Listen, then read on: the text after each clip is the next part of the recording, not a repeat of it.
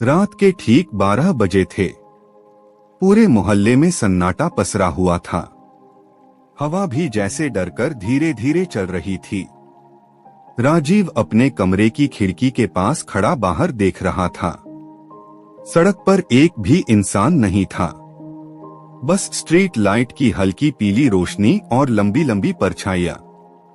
राजीव ने जैसे ही खिड़की बंद करने के लिए हाथ बढ़ाया, उसकी नजर नीचे सड़क पर पड़ी और वह वहीं ठिठक गया। सड़क पर उसकी अपनी परछाई खड़ी थी, लेकिन वह तो कमरे के अंदर था।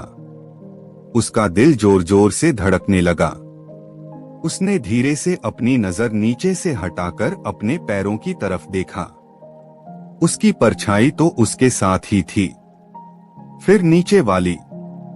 उसने फिर से नीचे झांका। वह परछाई अब धीरे धीरे सिर उठाकर उसकी तरफ देख रही थी। राजीव का गला सूख गया। उसने घबराकर खिड़की बंद कर दी और पीछे हट गया। कमरे की लाइट जल रही थी, लेकिन उसे लग रहा था जैसे अंधेरा हर कोने में छिपा बैठा हो। ये क्या था? वह बुदबुदाया। उसने खुद को समझाया, शायद भ्रम है, थकान की वजह से ऐसा लगा होगा।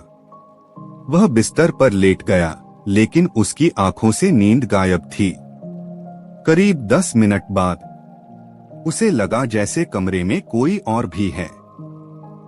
उसने धीरे से आंखें खोली। कमरे के कोने में एक काली आकृति खड़ी थी। वह आकृति बिल्कुल स्थिर थी, लेकिन उसकी कोई पहचान नहीं थी। बस एक साया, एक परछाई। राजीव ने घबराकर उठकर लाइट ऑन की। कोना खाली था।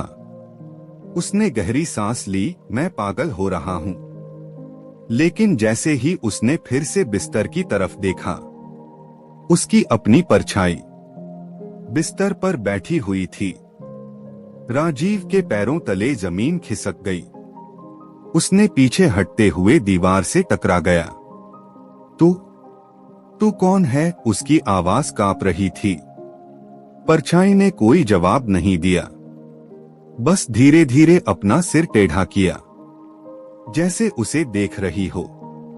और फिर वह धीरे धीरे उठी और राजीव की तरफ बढ़ने लगी। राजीव ने दरवाजा खोलकर भागना चाहा, लेकिन दरवाजा खुद ब खुद बंद हो गया। खोलो, कोई है? वह चिल्लाया, लेकिन बाहर सन्नाटा था। परछाई अब बिल्कुल उसके सामने थी। उसका चेहरा नहीं था, लेकिन फिर भी ऐसा लग रहा था जैसे वह मुस्कुरा रही हो। अचानक कमरे की सारी लाइट्स झपकने लगी और अगले ही पल पूरा कमरा अंधेरे में डूब गया। सिर्फ एक चीज दिख रही थी, वह परछाई। उसने अपना हाथ बढ़ाया और राजीव के कंधे को छू लिया। जैसे ही उसने छुआ, राजीव को लगा जैसे उसका शरीर जम गया हो। वह हिल भी नहीं पा रहा था। उसकी आंखों के सामने अजीब अजीब दृश्य आने लगे। एक पुराना घर, चीखें, खून और एक आदमी जो अंधेरे में किसी को मार रहा था। राजीव ने ध्यान से देखा। वह आदमी वही था। नहीं, ये मैं नहीं हूं, वह चिल्लाया, लेकिन आवाज उसके गले में ही अटक गई। परछाई ने धीरे से उसके कान के पास फुसफुसाया, तू भूल गया, लेकिन मैं नहीं भूली।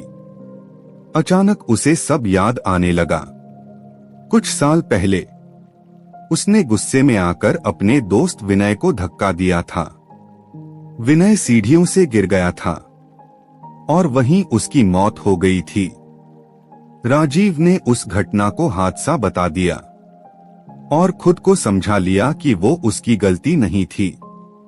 लेकिन सच, वह जानता था, वह हत्या थी। परछाई ने फिर कहा, मैं वही हूं जो तेरे अंदर छुपी थी, तेरी सच्चाई। राजीव की आंखों से आंसू बहने लगे। मुझे माफ कर दे, वह बुदबुदाया। परछाई धीरे धीरे उसके अंदर समाने लगी। जैसे ही वह पूरी तरह उसके शरीर में घुसी, राजीव की आंखें एकदम काली हो गईं। कमरे की लाइट वापस जल गई। सब कुछ सामान्य था। राजीव धीरे धीरे सीधा खड़ा हुआ। उसके चेहरे पर एक अजीब सी मुस्कान थी। वह खिड़की के पास गया और बाहर देखने लगा। नीचे सड़क पर अब दो परछाइयां थीं, एक उसकी और दूसरी जो अब किसी और को ढूंढ रही थी। अगली रात मोहल्ले के दूसरे घर में एक लड़की खिड़की के पास खड़ी थी और सड़क पर एक परछाई उसे देख रही थी।